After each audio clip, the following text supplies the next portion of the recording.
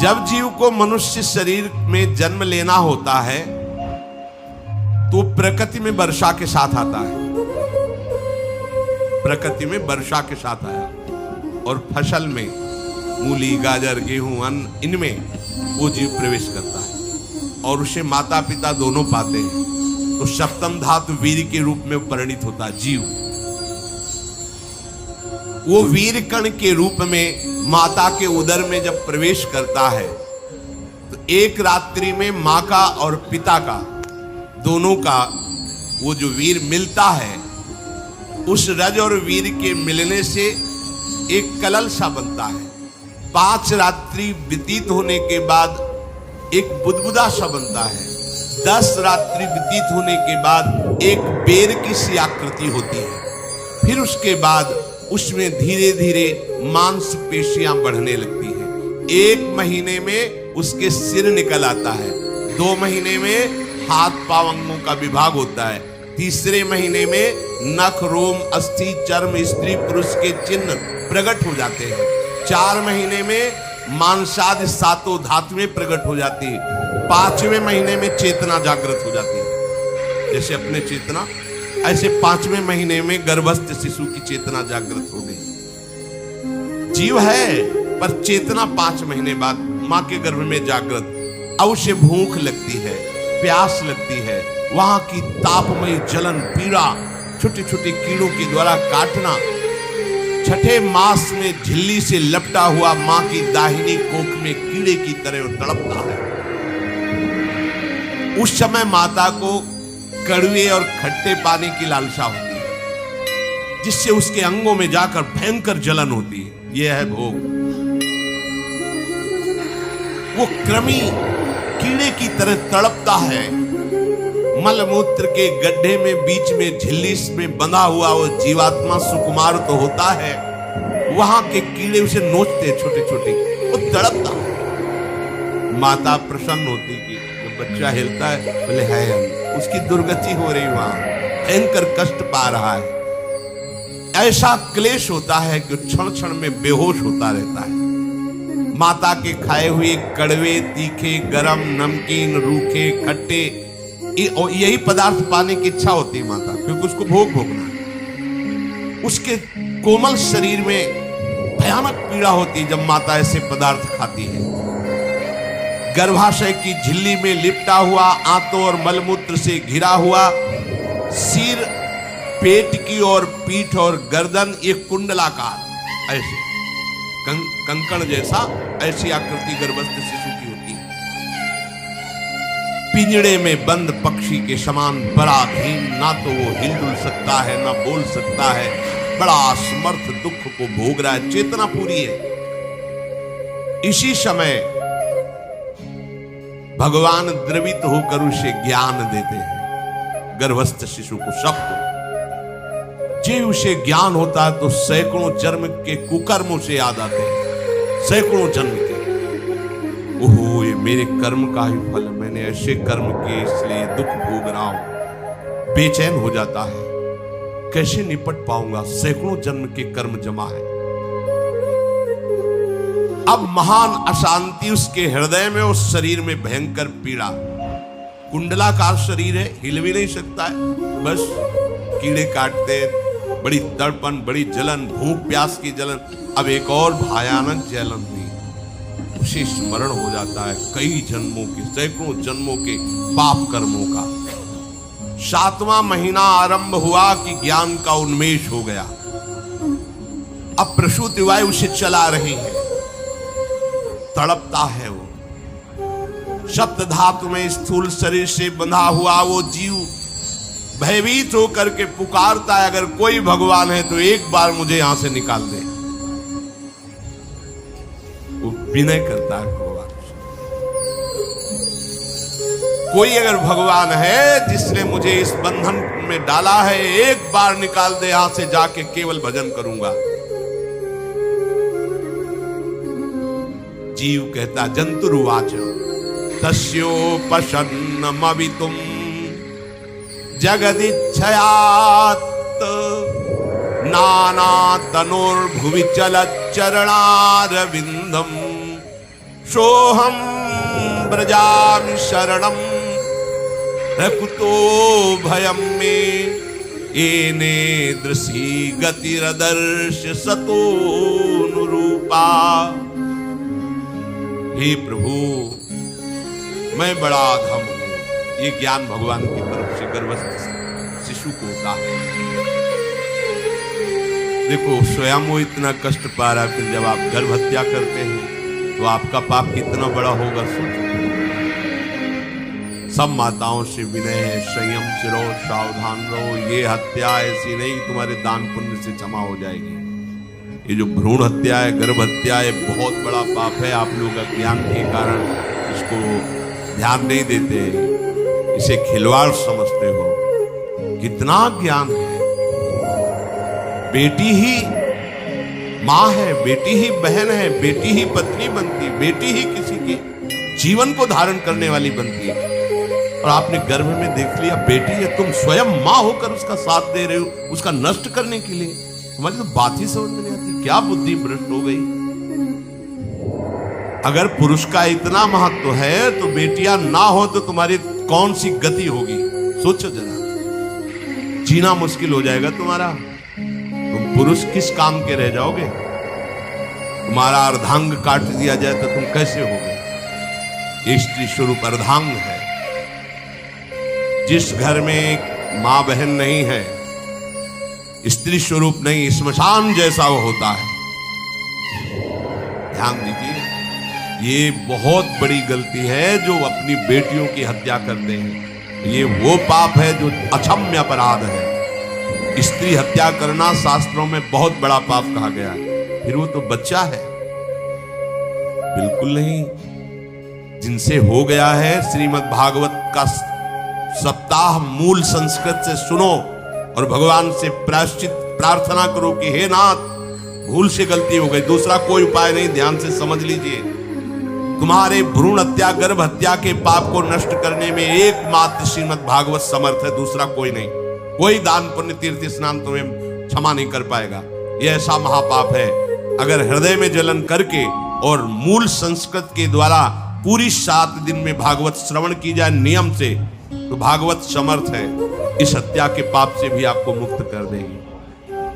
जिनके ऐसे हत्या हो गई हो करवा लो, नहीं तो बुद्धि आगे भ्रष्ट करके तुम्हें हरि गुरु से विमुख कर देगा। ये पाप ऐसा नहीं कि तुम्हें 2-4 माला घुमाने से क्षमा हो जाएगा। ये महत अपराध है।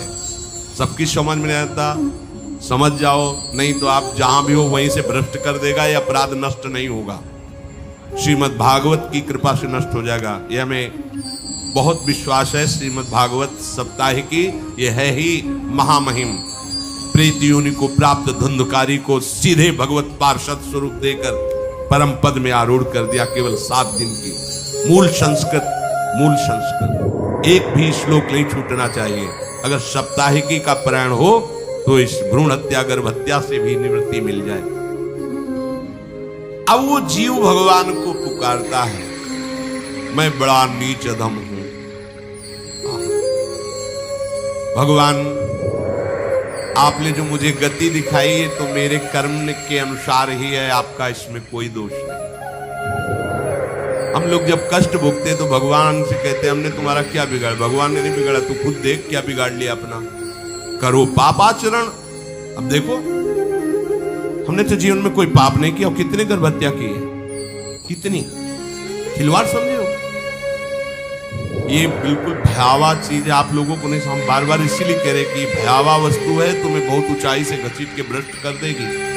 बहुत होश में हो, भूल के कभी ऐसा न करना जहां तक हमारी आवाज पहुंचे, जहां तक सुनाई दे। गर्भ हत्या मत करना, संयम से रहो। इस तरह का व्यवहार मत करो कि तुम्हारा मनुष्य जन्म ही व्यर्थ चला जाए। इसमें तीनों को बराबर दंड मिलेगा, गर्भ हत्या कराने वाला, गर्भ हत्या की प्रेरणा देने वाला और गर्भ हत्या में सहयोग देने वाला। जो औषधि डॉक्टर या जो भी, तीनों को दुर्गति होगी। माता, पिता, प्रेरक और कर्ता। ऐसा नहीं कि आप डॉक्टर हो तो आपको गर्भ हत्या करने का अधिकार नहीं। आप डॉक्टर हो दूसरे के शरीर को स्वस्थ करके निरोग करने के लिए, हत्या करने के लिए नहीं। कोई भी हमारा संविधान ऐसा आदेश नहीं करता कि आप गर्भ हत्या कर दो। ना भागवतिक और ना भारतीय संविधान। ऐसा संविधान आदेश नहीं करता। अब वो जीव कह रहा है कि प्रभु मेरे योग्य ही है आपने जो मुझे दंड दिया है। मैंने सुना है कि आपकी शरण में जो आता है आप उसकी रक्षा कर लेते हैं। आपकी जो शरण में हो जाता है वो इस भूमि पर, भारत भूमि पर, विश्व पर निर्भय विचरण करता है। कोई उसे भय नहीं प्रदान कर सकता। प्रभु मैं इस माता की उदर में माया का रहस्य न जानने के कारण ऐसे कर्म किए कि मैं आ गया हूं। बहुत दुख पा रहा हूं। हे निर्विकार अखंड बोध स्वरूप परमात्मा, मैं बार बार नमस्कार करता हूं। प्रभु मेरे ऊपर कृपा कर दो। एक बार इस गर्भ से निकाल दो। मैं यहां से बाहर जाकर आपका निरंतर भजन करूं। ये वादा करके आए हम प्रभु से। सब प्रभु ने करुणा करके हमें चांस दिया है मनुष्य शरीर। प्रभु मैं बहुत जन्मों से इस समय स्मृति आ रही देख रहा हूं, कर्मों में भटकता रहा आपसे विमुख होकर के। ये जो मुझे अभी ज्ञान हो रहा है केवल आपकी कृपा से तत्कालिक है। तत्कालिक, एक तत्कालिक वैराग्य होता है। जैसे कथा सुनियो मन में आया कि अब तो भजन ही करना है, ये तत्कालिक है, स्थायी नहीं है। इसे स्थायी बनाओ। प्रभु आप अंतर्यामी हो, आप सब कुछ जान रहे हो। तीनों तापों की शांति के लिए भक्तजन आपका भजन करते हैं। मैं देहधारी होकर जीव माता के उदर में मलमूत्र से रुधिर की झिल्ली में फंसा हुआ माता की जठराग्नि के ताप से जल रहा हूं। प्रभु एक एक क्षण में यहां विकल होकर केवल इंतजार कर रहा हूं कि किस समय मुझे यहां से निकाला जाएगा। दीन बंधु यहां से कब मैं निकलूंगा। स्वामिन आप बड़े दयालु हो। आप जैसे उदार प्रभु ने मुझ गर्भस्थ शिशु को ये ज्ञान दिया। हे दीन बंधु आप अपनी कृपा से प्रसन्न हो जाइए। प्रभु एक बार निकाल दीजिए। मैं ऐसा भजन करूंगा कि दोबारा संसार के दुख में नहीं आऊंगा। कपिल भगवान कहते हैं, हे माता, वो गर्भस्थ बालक शिशु भगवान से प्रार्थना करता है। भगवान का आदेश होता है, तत्काल प्रसव वायु धक्का मारती है। जे भी प्रसव वायु धक्का मारती तो उसको ऐसा भयंकर कष्ट होता है, जैसा पीछे लिखा है कि जैसे जिंदा किसी की चमड़ी उतारी जाए, ऐसा मां के गर्भ से निकलते समय उसे कष्ट होता है। वो अत्यंत कष्ट से व्याकुल होता है। उसी समय उसका वो ज्ञान नष्ट हो जाता है जो भगवान ने दिया था। उस समय उसकी श्वास की गति रुक जाती, जैसे किसी का गला दबा दिया जाए तो कैसा लगे। ऐसी ही पूरी की पूरी भागवती की स्मृति नष्ट हो गई। होश आया तब देखा कि वो बाहर पड़ा हुआ है, माता के उस मलमूत्र में सना हुआ विष्ठे की कीड़े की तरह। गर्भवास में जो दिव्य ज्ञान प्रकट हुआ था भगवान की कृपा से, वो सब नष्ट हो गया। भूमि परत भा ढाबर बानी, तिम जीवे माया लपटानी। चेतन आई तो रोने लगा। वो ज्ञान कहां गया, वो ज्ञानदाता कहां गया। वो कहता कहां कहां। बोले थाली बजाओ, बच्चा हुआ है। वो तो रो रहा है कि कहां, वो ज्ञान कहां गया जिसके बल से मैं कह रहा था कि बाहर निकाल दो, मैं आपका भजन करूंगा। सब खत्म ज्ञान। जो लोग उसका अभिप्राय नहीं समझते वो उत्सव मनाते हैं। बालक हुआ है, वो रो रहा है, वो कहां गया ज्ञान, कहां कहां कहां। छोटा बालक यही रोक कहता कहां। अभी जो ज्ञान उत्पन्न हुआ था, जो अभी भगवान का बोध हुआ था, वो कहां गया, कहां गया। घर परिवार के लोग उसका पालन पोषण करते रहते हैं। उसमें कोई निषेध करने की शक्ति नहीं हो रही। मच्छर काट रहा है, दुख हो रहा है, हटा नहीं सकता बालक। उस जीव को शिशु अवस्था में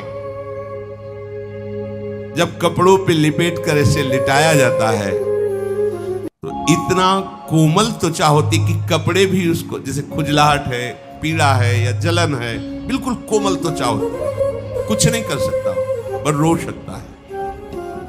ना खुजलाने की, ना करवट बदलने की, ना उठने की कोई सामर्थ्य नहीं। बड़ा कष्ट पाता है बाल्यावस्था में, क्योंकि त्वचा बड़ी कोमल होती, दास मच्छर आदि जीव उसको काटते हैं। गर्भावस्था का कोई ज्ञान नहीं रहा, सिर्फ रोना ही रोना रहेगा। इस प्रकार उसकी बाल्यावस्था कटी, कौमार अवस्था आई, पौगंड अवस्था, इनमें वो खिलवाड़ में फंस गया। जैसे जैसे बड़ा होता जाता, चेतना, गुनगुना, ये कार, ये प्लास्टिक के ऐसे उनमें मगन है। देखो ना छोटे बच्चों को, अज्ञानवश इसकी ये अवस्था कट गई। बड़े भाग्यशाली ऐसे भी बच्चे हैं जो तुतला के बोलते, उनकी मैया कहती राधा बोलो, राधा। देखो ये सौभाग्य, प्रणाम है उन माताओं को जो अपने बच्चों को भगवान नाम बुलाते हैं कि आप बोलो श्री हरिवंश बोलो, राधे राधे बोलो। धीरे धीरे उसकी युवावस्था पहुंची। इस समय उसके अंदर एक भूत सवार होता है। जवानी का भूत है, ये सबके सवार होता है। अगर मंत्र चल रहा है तो भूत नहीं चढ़ेगा, नाम चल रहा है तो भूत नहीं चढ़ेगा, नहीं तो भूत चढ़ जाता है। ये कुछ भी करवा सकता है भूत, भूत ही तो है ना। वैसे ही पंचभूत लिपट गए, ऊपर से जवानी का और भूत सवार हुआ तो जौवन ज्वर के ही नहीं बलकावा। जवानी में कोई भी ऐसा अपराध नहीं जो हो ना जाए। बड़ा भयानक इसमें स्वरूप होता है। इसमें केवल भोग, केवल भोग, एक ही दृष्टि रहती है, भोग भोगना। अज्ञानवश जब भोगों की प्राप्ति में बाधा पड़ती तो भयंकर वो क्रोध करता है, शोकाकुल होकर हिंसा कर बैठता है। जैसी घटनाएं सुनने को मिलती है, राक्षसी घटनाएं, ये भूत है जवानी का। जहां कामना में बाधा पहुंची, क्रोध, क्रोध में वो समझ नहीं पाता कि मेरे जैसा ही प्रिय शरीर उसका है जो मैं वर्ताव कर रहा हूं।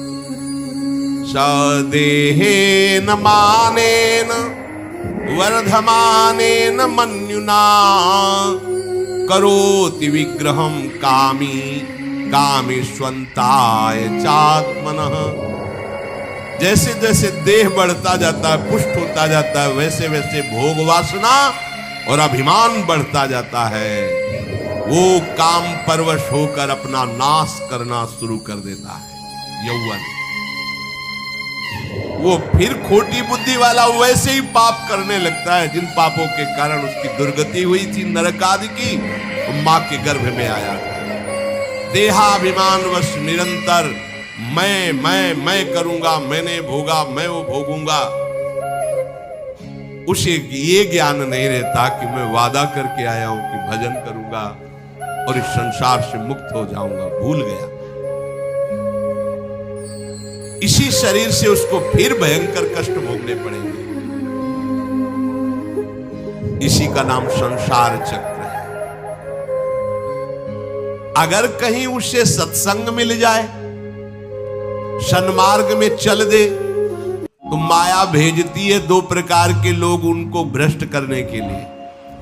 एक जिह्वा रसेंद्री को और एक उपस्थेंद्री जनेंद्री के भोगों का समागम भेजती है। फिर ही भोगो।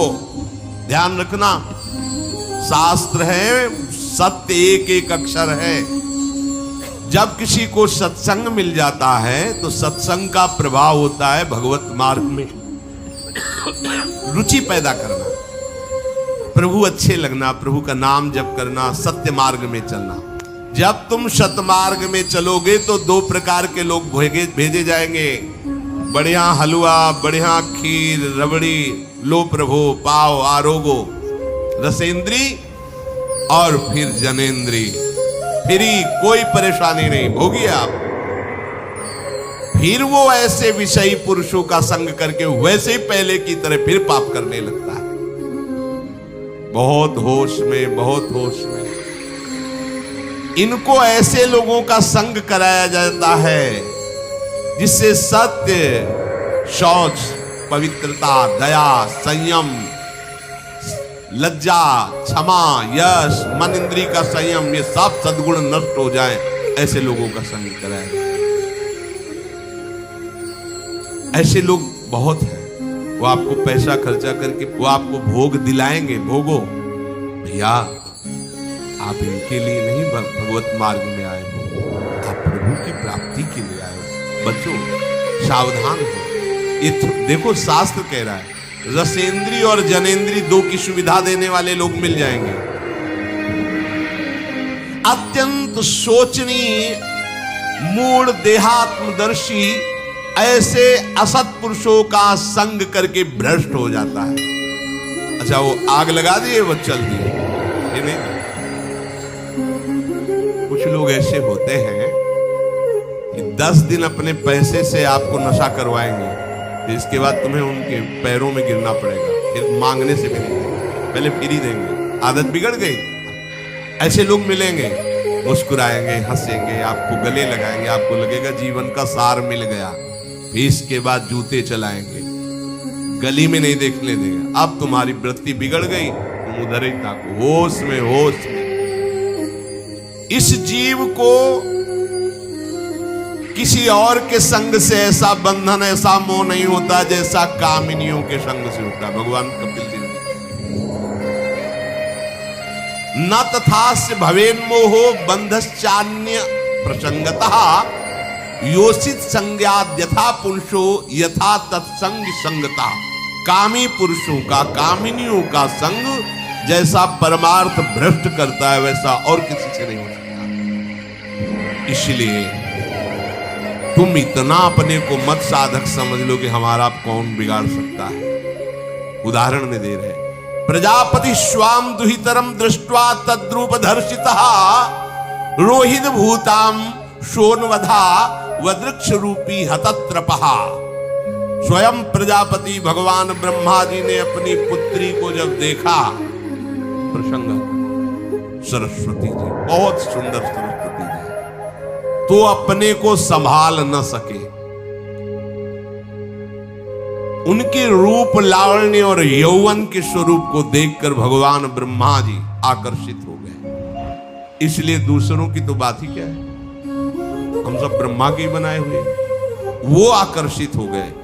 इसलिए बलम में पश्चिमाया स्त्री मैया जैनो दिशाम या करोति पदाक्रांतान भूर्विजंभेण केवलम।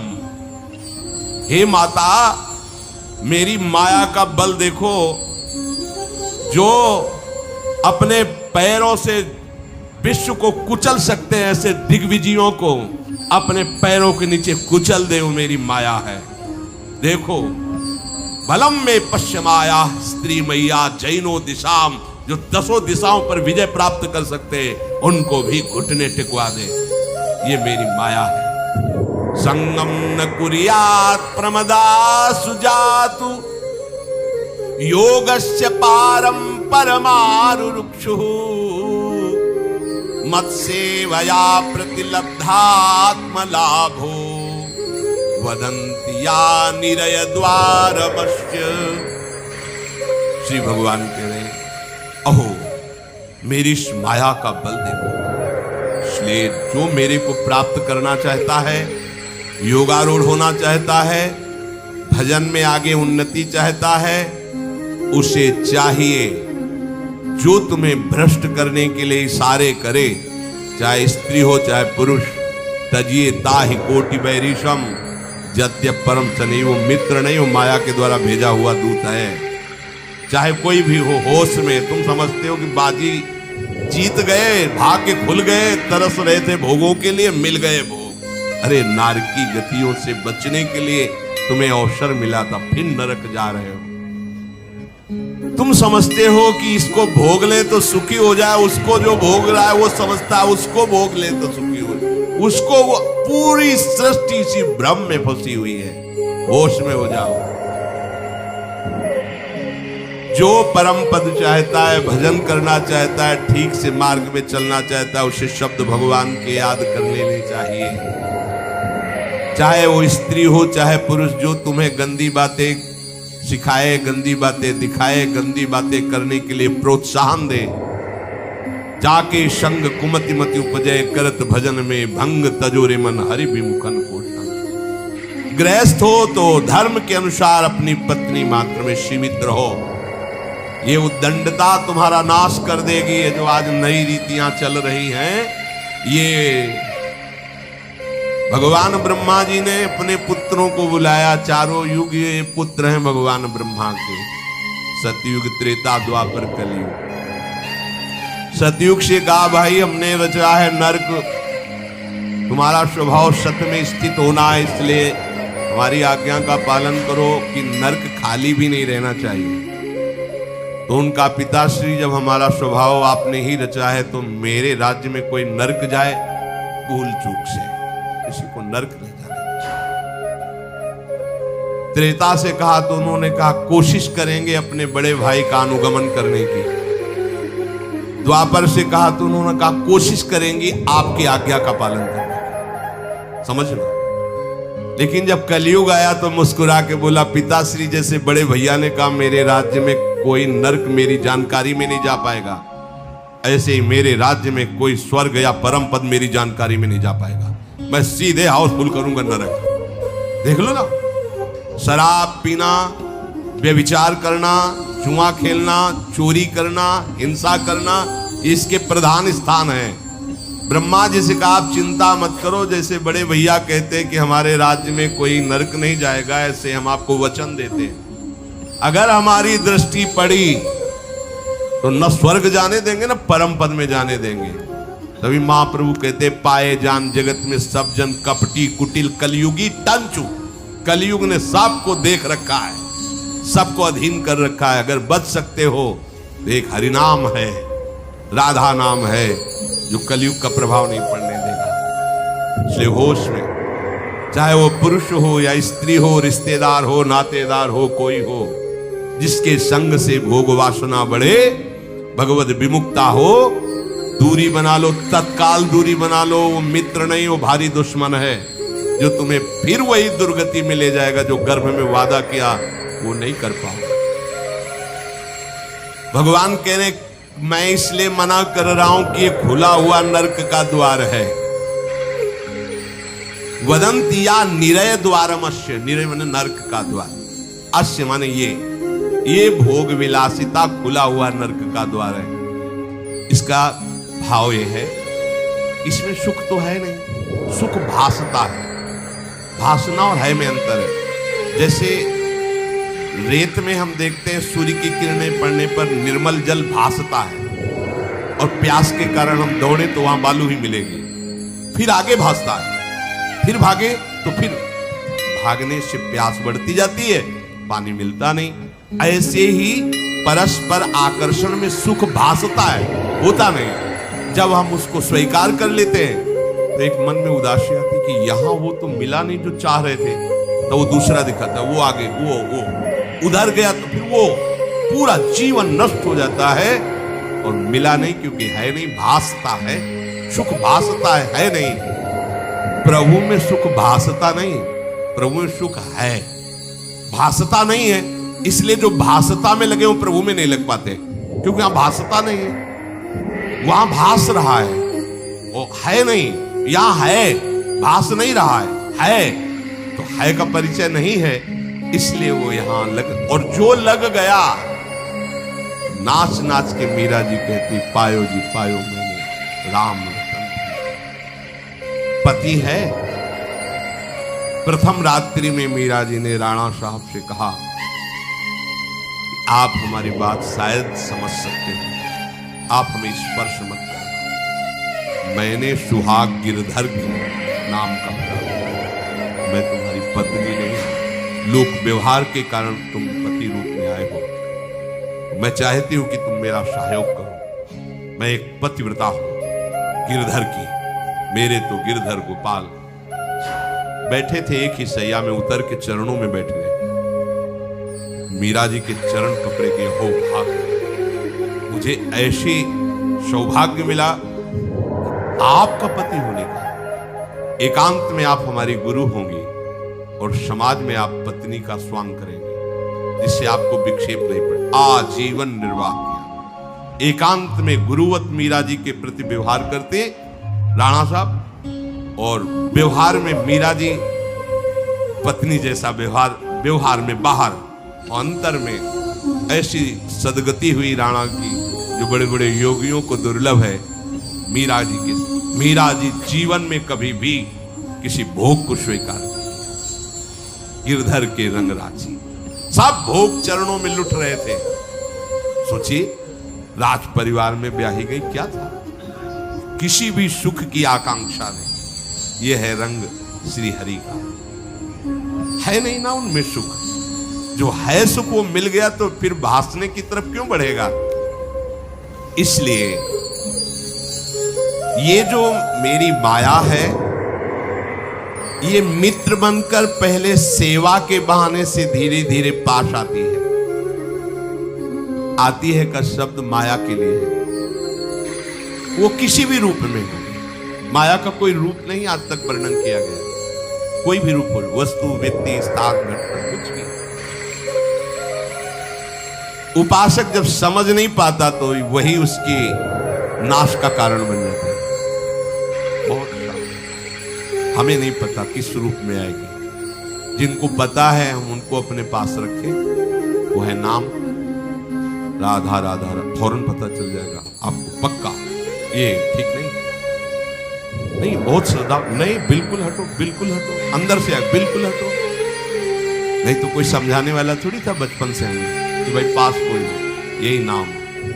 जहां कहीं कोई प्रियता, कहीं आश्रमों में कहीं कुछ समझ, हटो, नाम हटाते जहां लगाना चाहिए वहां लगा दे। नाम अगर है अंगरक्षक तो तुम्हें माया से बचाता रहेगा, क्योंकि जिनकी माया है उन्हीं का नाम है। वो खूब अच्छे से जानता है, माया को पहचानता है। नाम आप नहीं पहचानोगे पक्का, क्योंकि वो बाहर से ही नहीं आती, वो अंदर से भी आती है। सब माया के ही पार्षद है, मन बुद्धि चित्त अहंकार सब माया में है। नाम चलेगा तो अंदर और बाहर दोनों जगह सुरक्षित रखेगा। पकड़ लीजिए, वो तिनके में ढके हुए कुएं के समान होती है। पता नहीं चलता कि कितना गहरा कुआं है, ऊपर से तिनके से ऐसा लगता भूमि जेब पैर रखा गिर गए कूप में, अब निकल नहीं सकते। जब मेरी माया में आसक्त हो जाता है तो अंत समय फिर उसी माया का स्मरण, वही माया। अब वो फिर उसी चिंता से फिर वही फंस गया, फिर वही दुर्गति प्रारंभ। हे माता, जो हरि से विमुख हैं उनका ये चक्र चलता रहता है। पुनरपि जननम पुनरपि मरणम पुनरपि जननी जठरे शयनम। इसलिए मुमुक्षु उपासक को चाहिए कि ना कोई भय स्वीकार करो, डरो मत माया से। देखो भगवान के वचन, ना किसी के सामने दीन हो। भक्ति की दैन्यता अलग है, विषयों की दीनता नहीं। ये साधु में कभी नहीं हमने देखा, किसी भी साधु में ये नहीं। साधु है ये नहीं होगा जब मर जाए पक्का, और साधुता नहीं है तो फिर इतना ही है, फिर और रही क्या गया है। फिर साधुता में ये तो नहीं पक्का। हम कहते हैं बहुत हजारों संतों से मिले, ये नहीं होता। अरे रिद्धियां सिद्धियां मारी घूमती पीछे, वो हाथ फैलाएंगे। हाँ, आचार्य आदेश के कारण रोटी मांगते हुए बड़े बड़े सिद्धों को देखा गया, टुकड़े रोटी के मांगने। आचार्यों का आदेश है, भिक्षा औषधम अन्नम, भिक्षा रूपी अन्न रूपी औषधि से उदर पोषण करे। ऐसा आचार्य, चाहे वो भगवान शंकराचार्य हो, चाहे आप प्रेम के उपासक हो। भूख लगेगो मांग खाऊंगो, गिनो न सांझ सवेरो, ब्रजवार छिन के जूठ टूक और घर घर छाछ महेरो, ऐसो कब करी हो। बस साधु 30 मिनट के लिए केवल भिक्षुक बनता है, 23.5 घंटा के लिए बादशाह रहता है। मिले तो ना मिले तो बस भिक्षा, वो बादशाह। जाय न चाहे कबो कुछ तुम सन सहज सने, बसो निरंतर तासुर सुराउर निजगे। साक्षात भगवान हृदय में खिलते रहते हैं। दीनता नहीं होनी चाहिए। ये भागवतिक दैन्यता अलग है, ये दलिद्रता रूपी दीनता नहीं होनी चाहिए कि ठंडी लग रही कपड़ा दे दो, देखो हमें तीर्थ यात्रा करनी पैसा दे दो, हमें यज्ञ कर। कौन सी यज्ञ करनी तुम्हें? कौन सी यज्ञ? श्वासों को बोलो राधा राधा राधा, एक एक श्वास की आहुति, इससे बड़ी कोई यज्ञ होगी? पूरा जीवन समर्पित, इससे बड़ा कोई तीर्थ होगा?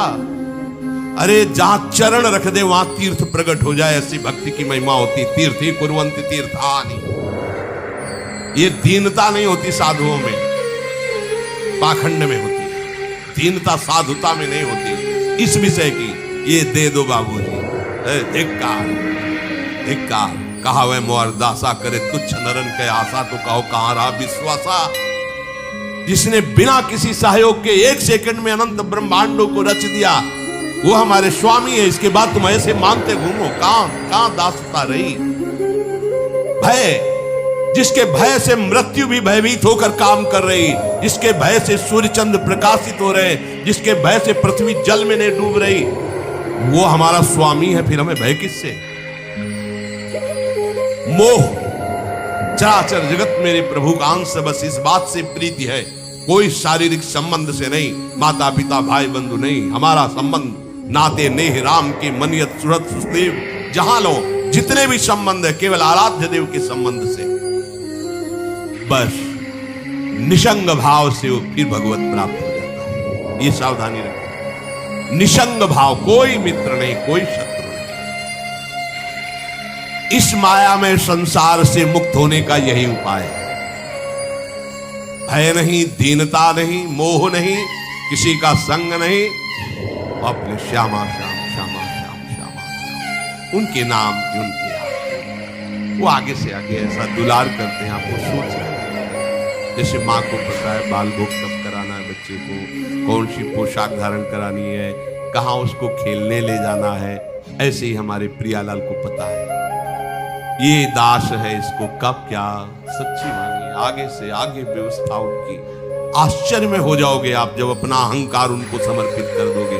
हम अहंकारी जीव अपने अहंकार के कारण धक्का खाते घूम रहे, नहीं अखिल कोटि ब्रह्मांडों का सृजन करने वाला प्रभु। 4 लाख योजन का एक पहाड़ केवल है, सोने का प्योर सोने का, मिलावट नहीं। 4 लाख योजन, 1 योजन 4 कोस, 1 कोस 3 किलोमीटर। कितना एक से एक रत्न इस पृथ्वी में है। ऐसे मालिक के गुलाम हो, ऐसे हाथ फैलाते। राधा राधा। इस शरीर को बहुत ध्यान से सुन लो, जो इस शरीर को निक्षेप माने धरोहर होता है, धरोहर की भांति। जैसे हम तुम्हें दे दें कि 500 रुपए रख लो, हमें जब काम लगेगा ले लेंगे, तो 500 रुपए रखे आपकी जेब में, लेकिन आप कभी उसे अपना नहीं मानेंगे। अगर कभी आवश्यकता पड़ी, किसी ने बताया कि 500 रुपए आपकी जेब में, नहीं, वो तो धरोहर है। जब वो मांग लेंगे तो हम खर्चा, धरोहर का खर्चा स्वयं में नहीं किया जाता। ईमानदार आदमी धरोहर को जैसे रखा वही, ये नहीं कि हम 500 खर्चा कर लेते हैं फिर कमा के 500 दे देंगे, नहीं, वही सेम टू सेम वैसे ही वापस होगा। तो ये शरीर प्रभु की धरोहर है। सुधा निधि में भी एक श्लोक में आया है, ये प्रियाजू की धरोहर है। कबीरदास जी ने कहा है, चदरिया जैसी की तैसी धरी दीनी। जैसी दी थी प्रभु, हमने मलिन नहीं की, वैसे की वैसे वापस कर दी, तो क्या होगा उसका परिणाम? मोक्ष, भगवत प्राप्ति। इसे मलिन करने का अधिकार तुम्हें नहीं है। ये चदरिया जो मिली है, मनुष्य शरीर, इसे गंदा मत करो। शरीर को धरोहर की भांति रखकर, ये गुरु की संपत्ति है, ये इष्ट देव की संपत्ति। तन वांग मनोभिरमलई सोहम तविवासिता। ये शरीर, ये मन, ये वाणी हमारे गुरुदेव को समर्पित, उनकी आज्ञा के अनुसार चलना है। तो क्या होगा? अनासक्ति बढ़ेगी, किसी से कोई राग नहीं, अनासक्त होकर भगवत प्राप्त हो जाएगा। एक ही उपाय समस्त दुखों से बचने का, मामुपेत।